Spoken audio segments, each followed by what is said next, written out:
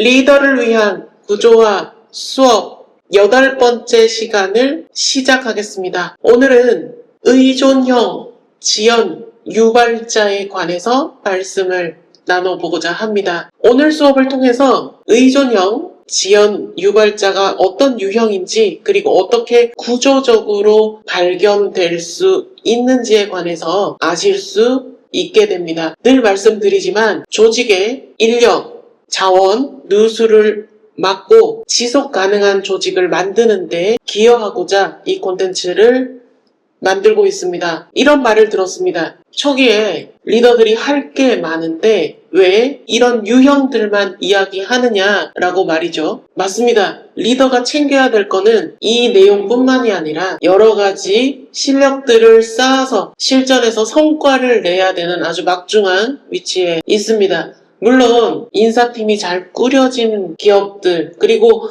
지속 가능하게 가는 기업들은 예외일 수 있겠습니다만, 아시는 것처럼 초창기에 1인 기업, 우리가 흔히 말해서 언제까지나 1인 기업의 형태로는 갈 수가 없습니다. 개인의 선택일 수도 있지만요, 아무리 자동화가 되고 아무리 퍼스널 브랜딩이 된다 하더라도 내가 거기서 빠져나오는 순간 모든 게 멈춰버리는 구조가 되면 지속 가능하다 할 수 없을 수 있습니다. 그럴 때 이거는 LLM이라고 하는 인공지능 도구가 도움을 주지 못하고 이거는 자동화 도구가 해주지 못한다라는 판단이 들었을 때 누군가를 채용하게 되는 상황이 벌어지게 됩니다. 그럴 때 우리는 여러 사람들을 회사 생활을 하면서 경험해 봤지만 우리 회사 자금을 누군가에게 급여를 주면서 살아온 날들은 비교적 적을 것이니 처음 대표가 되거나 처음 대표로서 뭔가를 하게 될 때 좋은 대표이고 싶은 그런 마음이 누구에게나 있을 가능성이 높습니다. 그렇기 때문에 초기니까, 아니면 꼭 이거를 얘기를 안 해도 알아주겠지 라는 마음으로 속이 골마 터질 수 있단 말이죠. 그래서 감정 상하지 않고 구조로 조직을 보면서 이런 유형들의 침탈을 막아내는, 그리고 이런 유형들로 인해서 조직의 지속 가능성이 훼손당하지 않기를 바라는 마음으로 영상을 촬영하고 있습니다. 자, 그렇기 때문에 어느 특정 누군가의 행위나 행동을 비방하려는 목적이 아니고요. 이 유형들 속에서 우리가 리더로서 감지하고 지속 가능한 조직을 만들어 가자. 여기에 더 포커스를 두시면 좋을 것 같습니다. 오늘도 4가지 섹션으로 구성을 해봤습니다. 그럼 첫 번째 섹션부터 시작하겠습니다. 첫 번째, 의존형 지연 유발자의 특징을 행동과 언어 특징으로 살펴보겠습니다. 먼저 이들은요, 새로운 도구라든지 우리가 이 조직에서 마땅히 과업 달성을 위해서 해야 할 일이지만 이 새로움을 익히기를 굉장히 거부할 가능성이 높습니다. 여러 이유로요. 우리 조직은 누군가의 역량을 뽐내는 자리라고 생각할 수도 있지만 그 역량을 뽐내는 것보다는 어떤 공통의 목표를, 역할을 나눠서 대표자로부터 나온 그 역할들을 나눠서 수행하는 곳이라고도 할 수 있는데, 성과 달성을 더 효율적으로 하기 위해서 예를 들어서 효과성을 검증했다라고 했을 때요, 효과성은 제대로 가고 있나 라는 관점에서 효과성이라고 하고요, 효율성은 투입 대비 산출물이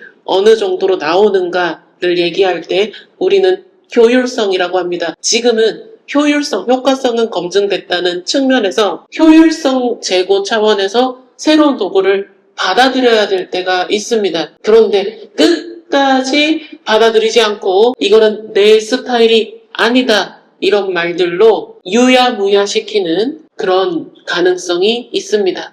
그럴 때 한번 눈여겨보자, 요럴 가능성이 있다라고 하는 것이고요. 그리고 두 번째, 이런 유형들은 누군가가 도움을 주는 거를 기본값으로 여길 가능성이 있습니다. 이게 소위 말해서 요즘 유행하는 밈을 빌려오자면 손으로 다 까딱까딱 한다 해서 이런 말들 있잖아요. 그런 유형까지는 아니더라도 일단 뭔가가 자기가 해야 될 일이 왔을 때 이거는 내가 못하겠는데요? 이거는 이게 메타인지가 돼서 한다 안 한다 그리고 우리의 역할과 책임 내에서 이게 맞다 아니다를 얘기하는 게 아니라 일부 경우에 한해서 무조건 이거 못하겠는데요? 라고 하는 경우가 있을 수 있습니다. 미묘한 차이를 느끼시겠죠? 이 차이가 실제로 뭔가 내가 잃어가는 과정에서 내가 알고 모르고 잘하고 잘 못하고를 인지한 다음에 이게 안 되는데요? 못하겠습니다. 아니면 정말 해보다가 이래서 안 되는데 다음 대안은 이겁니다가 아니라 처음부터 이거는 못하겠으니까 일단 먼저 도움을 주십시오. 먼저 해주십시오.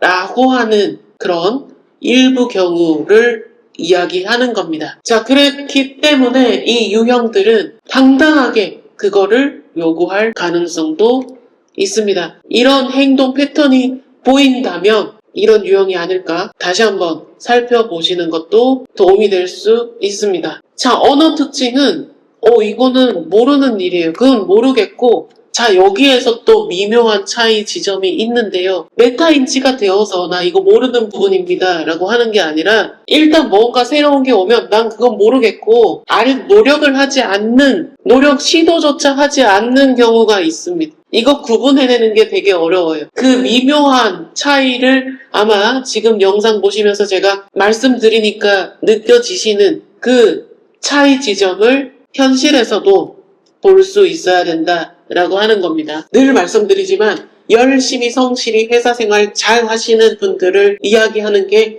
아니라 그런 분들에게 섞여서 일부 분들은 남들에게 편승해서 궁극적으로는 본인이 편하려고 월급만 받으려고 하시는 분들이 있는데 그 유형 중에 오늘은 누군가에게 의존하고 그래서 자기가 해야 할 일을 지연시키는 경우에 관해서 다루고 있다는 점 다시 한번 상기 드립니다. 이런 유형이 조직에 들어왔을 때 조직의 구성원들에게 안 좋은 영향을 미칠 가능성이 더 높습니다. 그렇기 때문에 한 번 더 살펴보자 라고 하는 겁니다. 자, 그렇다면 왜 이런 유형들이 이러한 행동을 하는 걸까? 두 번째 섹션에서 같이 살펴보도록 하겠습니다. 자, 먼저 변화되는 상황이 이런 분들에게는 굉장히 스트레스 요인일 수도 있습니다. 학문적으로도 기술 스트레스라고 해가지고 이 스트레스에 취약한 이거는 개인의 정도의 차이기 때문에 어떻게 규정할 수는 없지만 개인의 차이가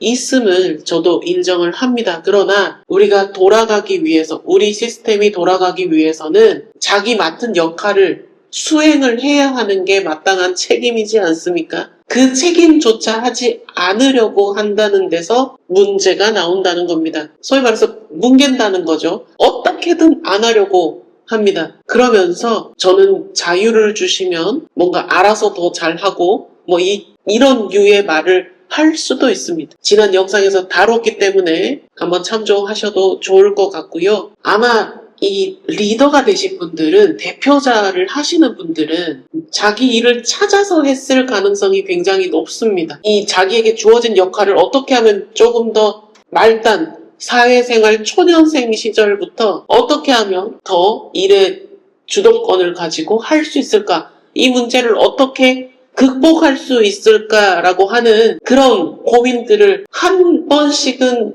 해보셨을 거고 그 극복 경험이 있으실 거예요. 그래서 내가 이거는 알고 이거는 모르고 그래서 사수들의 이런 원 포인트 레슨 같은 것들이 학습이 돼서 지금의 리더 자리에 계신 거라고 생각이 됩니다. 그러나 여기에서 말하는 유형은요. 뭔가 스스로 하려고 하지 않습니다. 일단 아무것도 모르겠고 일단 알려줘야 내가 하지 무턱대고 내가 뭘 알고 내가 뭘 모르고 이 일이 어떻게 구성돼 있고 거기에서 내 역할은 무엇이고 이런 것들이 귀찮은 겁니다. 아니면 다른 이유가 있을 수도 있죠. 요즘에 얘기하는 워라밸, 자율 이런 거 다 좋은데 최소한 본인의 맡은 일을 어떻게 하면 잘할 수 있을까 어떻게 하면 성과를 낼까를 고민하는 거는 해야 되지 않을까라는 생각이 드는데요. 이런 유형들은 그렇지 않을 가능성이 높습니다. 그렇기 때문에 리더로서 이 사람들은 이런 유형일 수 있겠구나. 이 얘기를 하는 이유가 우리가 늘 말씀드리지만 사고방식이나 가치체계가 다른 사람과 척을 지는 그 가장 강력한 말이 저 사람 왜 저래? 이런 거거든요. 왜 저렇지라고 생각하면 답이 없습니다. 그래서 이런 유형은 이렇구나. 그래서 내가 안 맞으면 내보내면 되는 거고, 그리고 들여올 때도 이런 기준에 의해서 정말 성과를 낼 수 있는 사람인지를 늘 확인을 해보셔야 됩니다. 일하는 척, 잘하는 척, 온갖 척은 다 하고 소위 말해서 그런 연기에 능한 사람에게 속아서 사람 좋아 보인다.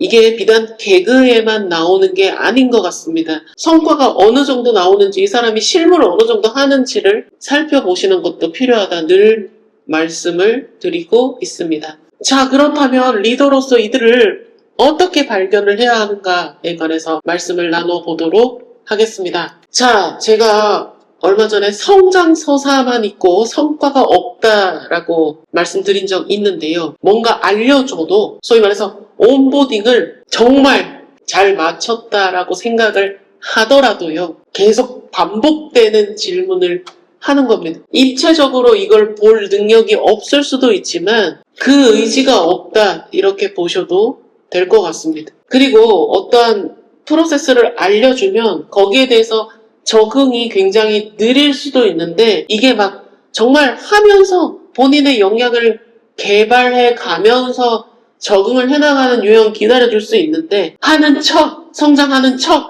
말로 다 하고 몇 달을 기다려도 성과가 나지 않는 경우는 문제가 있다. 그렇게 보셔야 합니다. 자, 그리고 어떤 문제가 터졌을 때 그것을 해결하려고 하지 않고 누군가에게 도움을 바로 요청할 생각부터 한다. 그러면 이런 유형일 가능성이 있다로 봐주셔도 좋을 것 같습니다. 어느 정도는 본인이 알아서 하게끔 해야 되겠구나. 가이드는 있겠지만 잘하는 척에 속지 마십시오. 자, 예시로 한번 가지고 와봤는데 이건 어떻게 해야 될지 모르겠어요 라고 했을 때 그렇군요. 가이드는 줘야 됩니다. 가이드 문서를 한번 보고 다시 말씀 나눠보십시다. 이런 식으로 성과를 명확하게 얘기해주고 그걸 하실 수 있도록 그분이 하실 수 있도록 처음에는 유도를 해주셔야 된다라고 하는 거를 말씀드립니다. 본인의 상황에 맞게 바꿔서 좋은 대표이고 싶지만 좋은 대표는 급여를 많이 주는 대표가 돼야 될 거고요. 그러려면 직원들이 일을 잘 하도록 해야 되는 겁니다. 직원들이 사탕발림 같은 말들 그거를 기대하고 또 쓴소리 못하고 그러면 안 되고요. 일로서 이야기를 할 수 있어야 된다라는 것들도 같이 말씀을 드립니다. 자, 리더로서 마지막으로 어떤 것들을 경계로 삼아야 하는지도 말씀을 드리고 오늘 수업 마무리하도록 하겠습니다. 자, 한 번에 다 하라 그러면 힘들어 할 수도 있기 때문에 오늘은 여기까지, 내일은 여기까지 이런 식으로 마일스톤을 정해서 스스로 학습하게끔 유도하는 게 중요하다라고 할 수도 있고요. 그리고 어느 정도 본인이 할 수 있게끔 체크리스트를 주는 것도 대안이 될 수도 있습니다. 이거는 어떻게 만드냐 생각하실 수도 있는데 제가 늘 말씀드리지만 제가 생각한 대표님들은 1인 기업으로서 본인이 밑바닥부터 소위 말해서 밑바닥부터 다 경험한 다음에 성과를 내보고 내가 너무 힘에 붙여서 직원들을 모셔야 될 때라는 상황이 전제되어 있습니다. 그렇기 때문에 이 일을 하면 어떻게 했다가 이 암묵지에 있는 거예요. 그래서 체크리스트라든지 아니면 가이드라든지 이런 것들을 아마 이래서 요 정도만 하면 되겠구나를 아마 생각이 잘 나실 수 있을 겁니다. 최소한 그 이야기를 알아들을 수 있는 분을 모셔야 한다라는 겁니다. 우리가 무슨 학교는 아니지 않습니까? 자, 그리고 먼저 시도해보고 모르는 부분에 한해서만 도움을 요청하라. 이런 식으로 처음부터 이게 더 커지면 조직 전체로 커지면 하나의 조직 문화가 되겠죠. 주의사항은 지원은 하는데 일을 대신해주지는 않아야 됩니다. 처음에는 또 인간적인 마음에 또 내가 하면 빨리 하니까 대신 해버리게 되잖아요. 그러면 알아서 해주시네. 난 안 해도 되겠다. 처음엔 아마 고마움을 느낄 겁니다. 사람이니까. 그런데 점점 당연해질 수가 있습니다. 그래서 늘 말씀드리지만 경계를 세워야 한다. 그런 말씀을 드리고요. 초기에 저항이 강할 수도 있습니다. 그러면 제일 좋은 거는 서로 같이 일을 안 하는 게 제일 좋고요. 일을 해야 된다면 저항이 강하더라도 뭐 로마에 가면 로마법을 따라야 된다라는 말이 있잖아요. 그러니까 우리 회사의 방향이나 이 성과를 내기 위한 이 과정을 정말 효율적으로 바꾸거나 아니면 뭐 그런 대안이 없으면 이걸 따라야지 어떻게. 그쵸? 그런 것들을 잘 이끌고 가셔야 합니다. 직원들에게 듣기 좋은 말 해주고 직원들에게 더 막 편하게 해주고 그렇게 하는 게 대표자의 역할이 아니고 급여를 더 안정적으로 이게 정말 숭고한 일이기도 한데 누군가의 삶을 책임져야 되는 자리잖아요. 그러니까 그런 것들을 할 때 우리가 기대하는 거는 성과이고 회사 전체의 지속 가능성이기 때문에 지속 가능한 리더십을 계속 발휘하시고 그러려면 제가 늘 말씀드리는 감정으로 누군가를 대하면 안 되고 구조를 봐야 된다라고 말씀을 드리는 겁니다. 그게 감정도 덜 다치고 조직이 오래가는 길이 될 수가 있습니다. 늘 말씀드리지만 창업에 정해지지 않은 그 길을 가시는 창업가님들을 존경합니다. 내일도 눈부실 순간이 계속 펼쳐지면 좋겠습니다. 편안한 오늘 보내시고 저는 다음 시간에 인사드리겠습니다. 고생 많으셨습니다. 감사합니다.